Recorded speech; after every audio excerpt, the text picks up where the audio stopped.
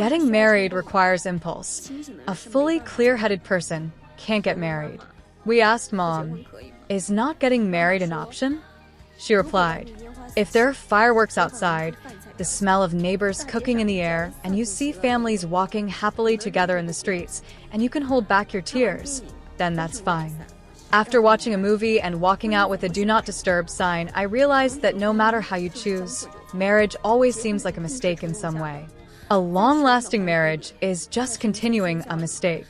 Marriage is always an impulsive decision, made amid society's celebrations, in the morning bustle, and in those moments when dopamine surges, making everything seem like a perfect finishing touch.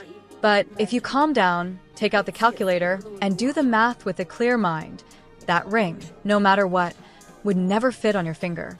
In a year or two, my competitiveness will decrease. Haha. As for me, I think everything is fine now. I'm not very old. I'm still relatively young. I can support myself, and I can still have some demands. I'm afraid that in a few years, I won't be able to have demands anymore. I see many single women of a certain age online trying to get married, and they are constantly ridiculed. I find it so sad. They have demands, and there's nothing wrong with that, right? But the truth is, you haven't found anyone. The truth is you can't get married. In my life plan, I definitely want to get married, and I want to have children. A strange mix of confidence and insecurity. I worry that the person I like doesn't like me, or I worry that the person who likes me has very poor conditions. I really don't want to believe that I won't be able to get married. Not being able to get married is unlikely. At most, I will compromise. I will lower my demands. It should be like that. Mom, Dad, I have something important to tell you, a decision I've made. I probably won't get married. I'm prepared to spend my life single, and even to have children on my own. Last month, when I came home, every relative I met had just one topic. Have you found someone to marry? Hurry up and find someone. You're already 30. Don't be so picky. Don't have such high standards. Mom, you said this 6 times. Why don't you try with so-and-so or such and such?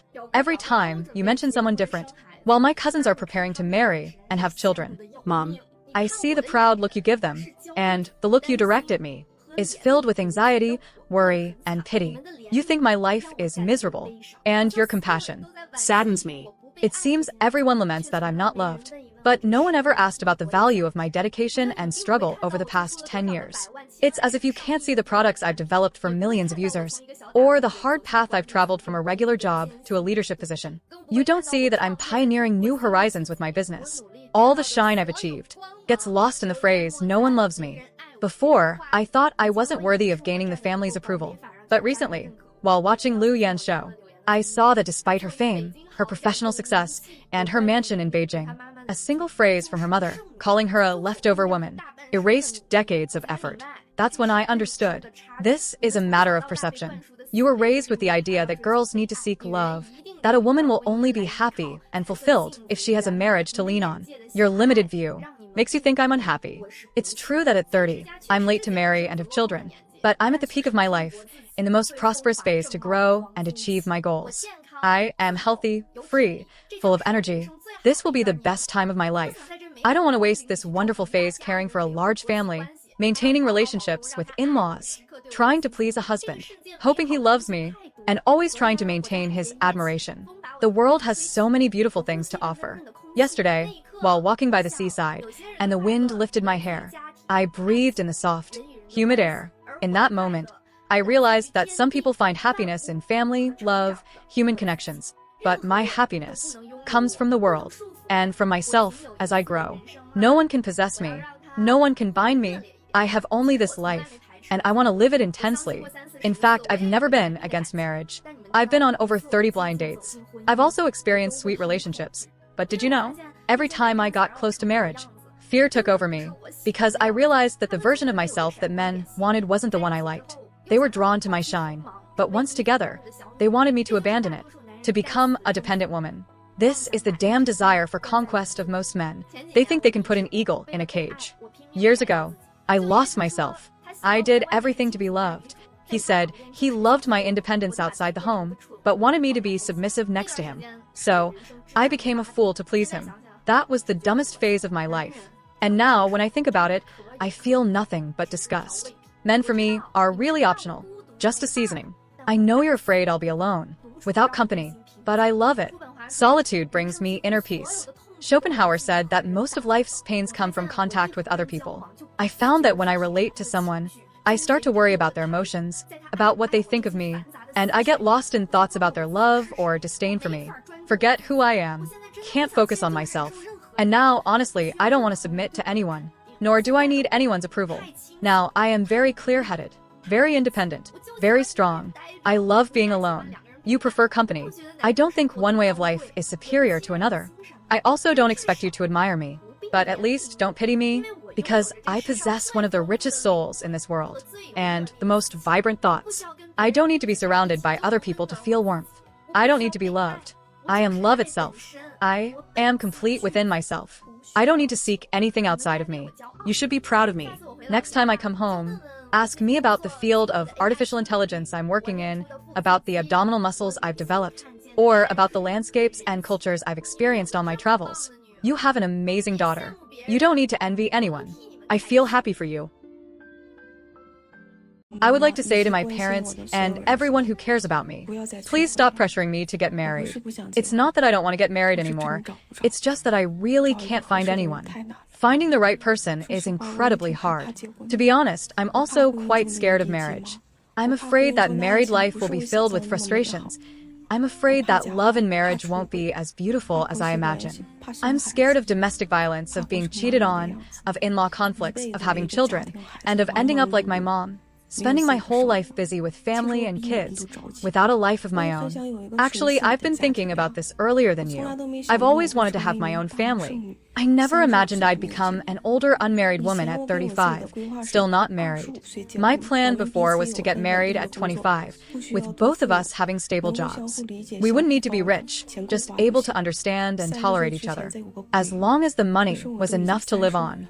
By the time I turned 30, I wanted to have a daughter, but now I'm already 35. I don't have a good job, I'm not married, and I don't have a daughter either.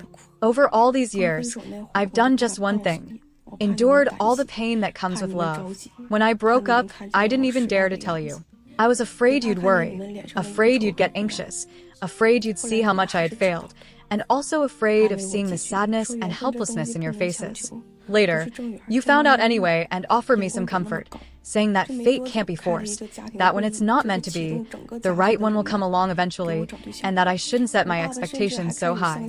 Not long after that, you held a family meeting, activating the whole family's network to find me a potential match. My dad even started believing in fortune-telling, asking a master where my soulmate was and when they would appear. Seeing you so anxious, I suddenly felt like not getting married or finding a partner had become a huge issue. It made me panic, and I even felt like I was letting you down. I felt like a failure, unable to even get married, exposing you to gossip. Honestly, I'm not even sure how I feel now. I want to have a family, but I'm also afraid that life after marriage won't be as good as I imagine. I want to ask everyone, what's more important, marriage or happiness? If, on a whim, I marry someone just to settle, and then things don't work out and we divorce, I'll be the one bearing the consequences, right? And then you'd be even more worried. So, Mom, Dad, I beg you, please stop pressuring me, okay? Just let things take their natural course. Dear Mom and Dad, please stop pressuring me to get married. I want to get married too, but I'm scared. I'm afraid of not being happy. I'm really scared. I'm afraid of being in an abusive relationship. I truly want to get married, but I'm scared. I'm afraid my life will be filled with chaos, without the genuine, joyful love I long for. In fact, I'm more anxious than you. I want a family of my own too. I never thought I'd reach 30 without getting married. Before, I had planned my life to graduate from university at 22, become a leader in something by 24, and at 26, marry someone who makes me truly happy and loves me. He wouldn't need to be successful in his career, but he would need to be optimistic and positive. By 28, I dreamed of having children, a boy and a girl, to complete my family. But now, at 30, I haven't become a leader, I don't have kids, and I haven't found love. Over the years, I've only done one thing. I had a long relationship, 6 years. I thought I had found love, but in the end, it only brought me pain. I thought nothing could keep us apart, that we would never break up. But in the end, it still failed. When we first broke up, I didn't have the courage to tell you, because I was afraid you'd worry, afraid you'd be anxious.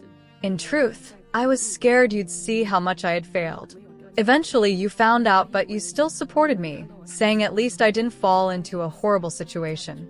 I thought when you saw me sighing, you understood there was still time, that I wasn't in a rush to get married. I thought you weren't in such a hurry either. But when I told you I wanted to go south, to work in another city, you became really worried. You said girls don't need to focus on their careers so much, that I should think about marriage, that once I get older, it will be harder. And you even compared me to Aunt Wang's children, who already have 2 kids. What will happen when you get old? You said. So you started attending reunions with old classmates, something you never used to do, and you didn't miss any opportunity to try and set me up with someone. The most ridiculous moment was when you arranged 3 blind dates for me in 3 days.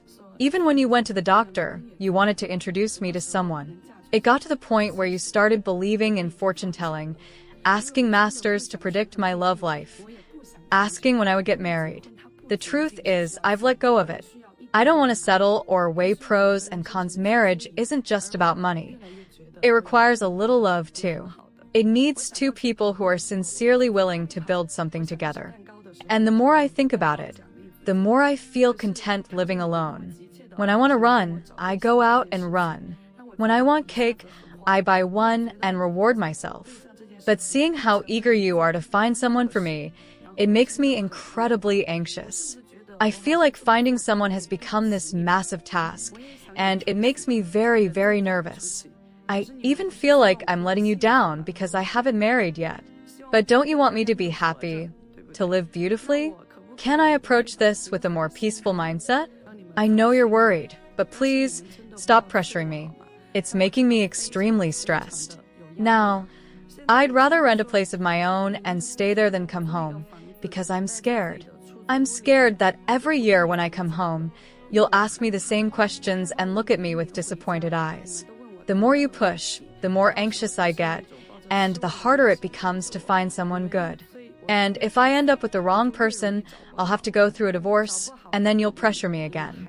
Mom, Dad, please don't pressure me to get married anymore. Your daughter is living a really good life on her own, I promise. The fortune teller said that if I get married too early, I'm likely to get divorced. When I said this, my ears started ringing. Could it be because of the weather? Anyway, girls, I believed it.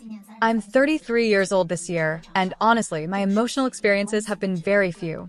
I've only had one serious relationship, and that was in college. Why? Because the fortune teller said that if I married early, it would be easy to get divorced. That sentence stuck in my mind like a curse. What does early marriage mean? At the time, I asked him, and he said it meant getting married after the age of 27. After I graduated from college, I didn't include finding a partner in my life plans at all. In fact, I stayed away from it. I have to admit, back then I did meet a few guys who showed interest in me, but I always kept the curse in mind and avoided any potential relationship. Some of you might say this is just superstition, and I did think about that later. At 25 or 26, maybe people aren't that mature yet, and their ways of solving problems are still limited, which can lead to impulsive actions like divorce. However, I became a workaholic. So, after 27, my life habits kept me from thinking about relationships. I was completely focused on working. I only started actively looking for a partner when I was 29 or 30. Why did I suddenly want to find someone at that age? Was it because I was getting older? Actually, no. It was because I had gotten sick before that. At that time, I didn't know why, but a small bone in my right hand was out of place. Since I have a high pain tolerance, I didn't pay much attention to it, and when I went to various hospitals, they couldn't find the real cause. So, that dislocated bone remained in the wrong position, forming new tissue adhesions. Later, a specialized hospital in my hometown found the cause, and I had to realign the bone. After the treatment, I had to wear a splint for a month. During that time, I went back home, but because my right hand was injured, I used my left hand a lot, and it developed some strain injuries as well. So, both my hands were undergoing treatment at the same time. My mother had to feed me and give me water. I stayed at home for a month, and when I looked at my mother, I felt so guilty. I thought if I had a partner, he could take care of me, and I wouldn't have to trouble my parents. At that moment, I decided that once I recovered, I would quickly find a boyfriend to solve my personal issue. Finally, I was ready to move past my emotional block. This experience opened a new door in my small world, but also brought me 3 years of emotional peace. They followed a path with no return, and today they give excuses like being alone is better, or I decided to focus on my career so I don't have to depend on men. Even though they show a happy expression on their faces, it's clear that being alone affects them deeply. It's already hard for a man to live in isolation, and the very thought of having no one by your side in the end is disheartening. Now imagine that for women. Perhaps they are naive enough to think that when they're 70 or 80 years old, their precious friends, bosses, or even their own families will still be around. These women might be being too altruistic by agreeing with this idea. You might be thinking, but even if they get a husband and have kids, there's no guarantee that in the end, their husband and children will be by their side. Yes, that's possible. But who would you trust more, your husband and children or your friends and colleagues? I have my opinion, and I want to know yours. If you liked the video, leave a like and subscribe to the channel. Let's open more discussions on this topic in the comments. See you in the next video.